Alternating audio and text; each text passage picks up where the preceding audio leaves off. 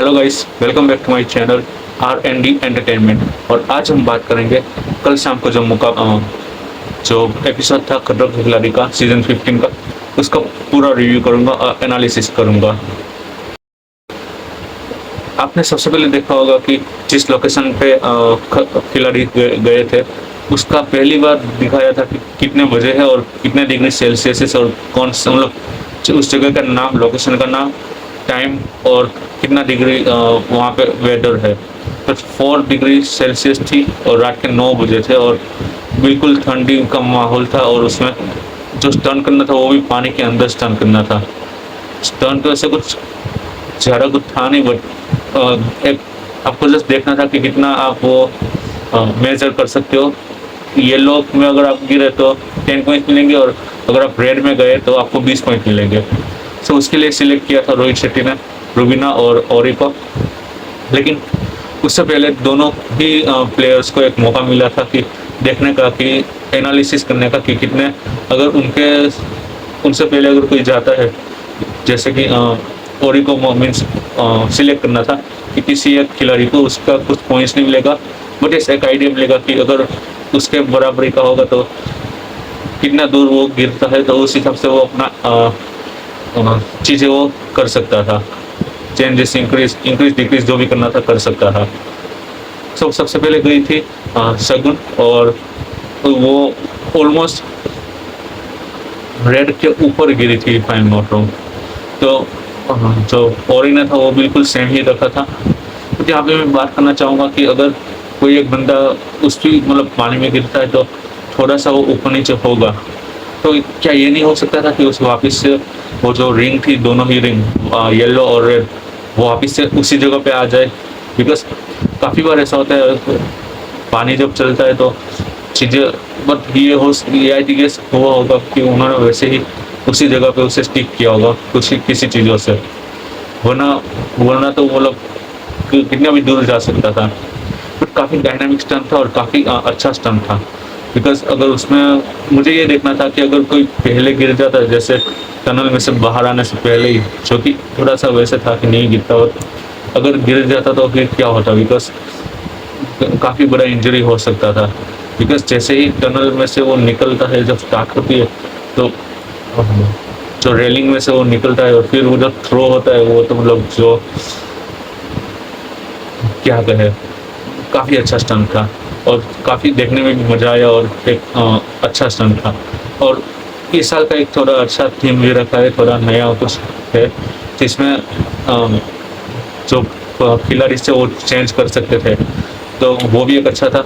और उसमें रुबीना जीत चुकी थी, तो उसको एक मौका मिला था कि किसी भी एक स्ट्रॉन्ग कंडीशन को अपनी ओर ला सकती थी। तो उसने फरहान अहमद को अपनी ओर अपनी टीम में ला दिया था और काफ़ी अच्छा स्टंट भी उसने किया था रुबीना रिलेट ने। और इन्हें भी ऑलमोस्ट काफ़ी अच्छा स्टंट किया था, 1 इंच या 1 सेंटीमीटर से वो थोड़ा पहले गिर गया था येलो में, वरना काफ़ी उसने भी अच्छा स्टंट ही किया था।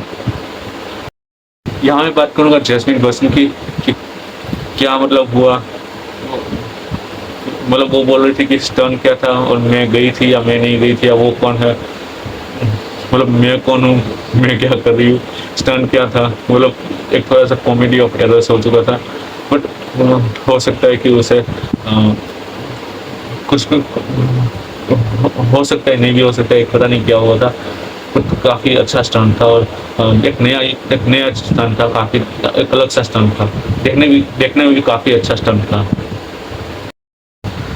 इसके बाद जो दूसरा स्टंट था वो भी काफ़ी डायनामिक स्टंट था और काफ़ी मतलब एडवेंचरस जैसा स्टंट था, जिसमें 4 खिलाड़ी जा सकते थे। और उससे पहले मैं कहना चाहूँगा कि उससे पहले एक बात मैं भूल गया कहना कि जो स्टंट स्टार्ट हुए थे, जो पहला स्टंट हुआ जो रुबीना वर्सेस ओरी का, उससे पहले ही टीम स्वीप कर डाली थी। उनमें से जिसे लगता था कि जो अच्छा खिलाड़ी नहीं है वो on the basis of maximum votes उन्होंने स्वाइप कर दिया था। कहीं न्यू बैट्स में से ओल्ड बैट्स में गया था हर्ष गुजराल और ओल्ड बैट्स में से न्यू बैट्स में गई थी अविका गोल। सो वो दोनों वहाँ पे शिफ्ट हो चुके थे। उसके बाद रुबीना ने जीतकर फरहाना को अपनी तरफ खींच लिया था सो अब बारी थी दूसरे स्टंट की, और काफ़ी डायनामिक स्टंट था, ये भी डायनामिक था और काफ़ी एडवेंचरस सा स्टंट था। अब यहाँ पे 3 खिलाड़ी, मतलब 4 खिलाड़ी जाते हैं, जो कि थे अविका, गौरव, अविनाश और रोहानिका। और अविनाश, रोहानिका और गौरव लटकते लटकते हैं, और उस समय लगते थे कि पहले तो अपने आप को छुड़ाना था रस्सियों से, और उसके बाद 3-4 जो फ्लैग थे वो पास ऑन करने थे, तो अविनाश निकाल रहा था, वो पास ऑन कर रहा था रोहानिका को, और रोहानिका को गौरव को देना था, और काफ़ी अच्छा स्टंट किया था उन्होंने। और अविका ने भी काफ़ी अच्छा उसमें साथ दिया था, सिर्फ उसे निकालना था, और जो वो रेड कलर या जो भी वो कुछ होता है वो ऑन करना था, जिससे भी पता चलता कि स्टंट खत्म हो चुका था। बट यहाँ पे काफ़ी टाइम ले लिया था निकलने में, रस्सियों को निकालने में काफ़ी टाइम लग गया था, अपने आप को अलग करने में, अविनाश और गौरव और उसकी टीम को।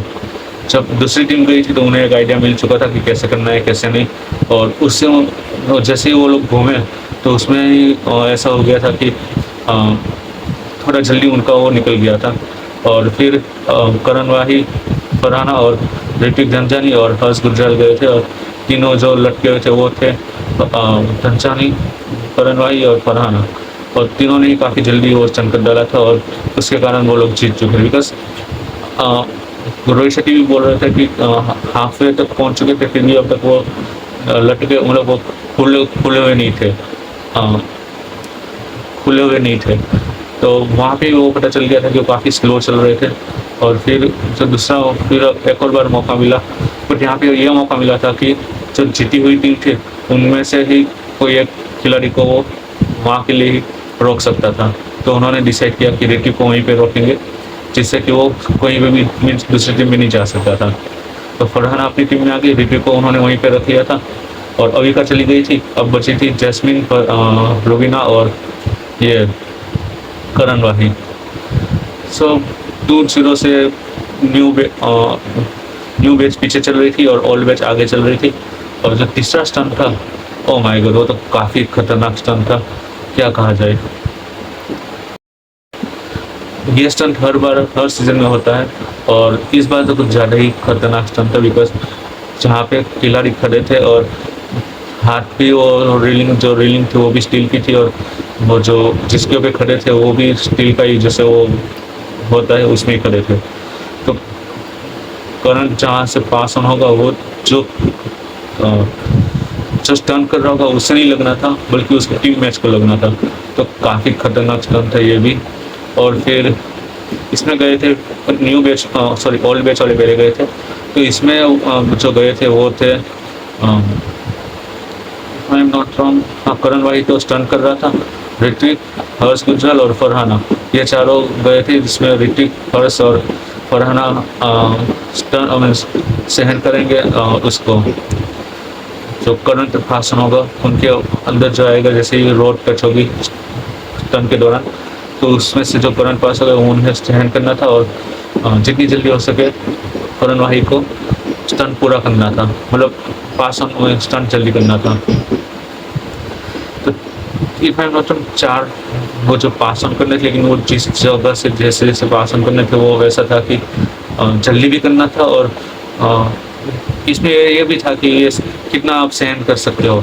तो मैंने काफ़ी 2-3 बार मैंने देखा था कि जब करण वाही जब स्टंट कर रहा था तो ये हो रहा था कि वो लोग हाथ हटा रहे थे, यस जब लग रहा था तब हाथ हटा, लेकिन वो फिर भी वो स्टंट कंटिन्यू कर रहा था। जबकि जो न्यू बैच वाले गए थे उसमें मुझे याद नहीं कि उसमें उन लोगों ने वैसा किया था या नहीं किया था।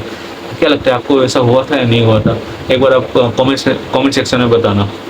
और अगेन यहाँ पे जो न्यू बैच वाले थे उन्होंने कुछ दम ही नहीं दिखाया, और जो ओल्ड बैच वाले उन्होंने काफ़ी अच्छा दम दिखाया, काफ़ी अच्छे से सहन कर लिया था। और न्यू बैच में से गए थे अविका गौर जो स्टंट कर रही थी, और जो सहन करना था वो थे रूहानिका, फिर औरी और गौरव। तो रूहानिका एक थोड़े के लिए 3 या 2-3 उसने वो तब तक सहन किया था जब पास ऑन किया था, वो लोग स्टंट कर रही थी अविका गौर, और तब तक सहन किया, बाद में उसने अबॉर्ट कर दिया, और उसके बदले आया था अविनाश मिश्रा। फिर ओरी ने भी अपना शो अबॉर्ट कर लिया था और वहीं पे खेल समाप्त हो चुका था उनके लिए। और इसके साथ 3-0 की लीड हो चुकी है न्यू ओल्ड बैच में, और 3-0 से पीछे चल रहे न्यू बैच वाले। सो अब again new batch old batch को एक मौका मिलता था कि किसी भी एक स्ट्रॉन्ग खिलाड़ी को ओल्ड बैच में से अपने टीम में ले सकता था, और करण वाही को एक मौका मिला था और उसने जिसे सिलेक्ट किया था वो था अविनाश मिश्रा, और अपनी टीम में से ही किसी एक खिलाड़ी को वहाँ पे भेजना था एज अ वीक लिंक। तो 2 ही खिलाड़ी बचे थे, ऐसे तो 3 खिलाड़ी थे, वो करण वाही और जस्टिन भसीन और रुबीना डिलेट। तो उसने रुबीना को वहाँ पे भेज दिया। मुझे लगा था कि आई थिंक जैस्मिन भसीन थोड़ी वीक लिंक है, बिकॉज अगर आप देखो तो हाँ, अब तक उन्होंने अच्छे स्टंट किए हैं, but Rubina I guess, but देखते अब क्या होता है क्या नहीं। और ये था आज का मेरा रिव्यू एंड एनालिसिस। आपको कैसा लगा?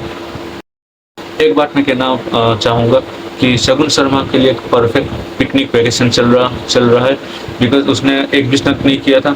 हाँ, जो स्टंट उसने किया था वो एज अ ट्रायल बेसिस के ऊपर था फॉर ओरी, कि देखने के लिए कि कितना दूर वो गिरती है और उसके हिसाब से वो अपना मेजरमेंट लगा सकता था।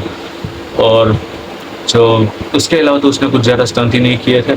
सो अगेन मैं कहूँगा कि विशाल आदित्य सिंह की जगह इसको जाना चाहिए था, बिकॉज पहले हफ्ते उन्होंने चलो कह दिया कि नो एलिमिनेशन, बट एटलीस्ट आप स्टंट तो करवाओ, बिकॉज लास्ट वीक भी उसने कुछ ज़्यादा स्टंट ही नहीं किए थे। सेकेंड वीक में if I am not wrong उसने एक स्टंट किया था जिसमें वो लोग हार गए थे बिकॉज ऑफ हर्ष गुजरात। उसके बाद मुझे याद ही नहीं कि उसने लास्ट वीक कोई भी स्टंट ना किए हो।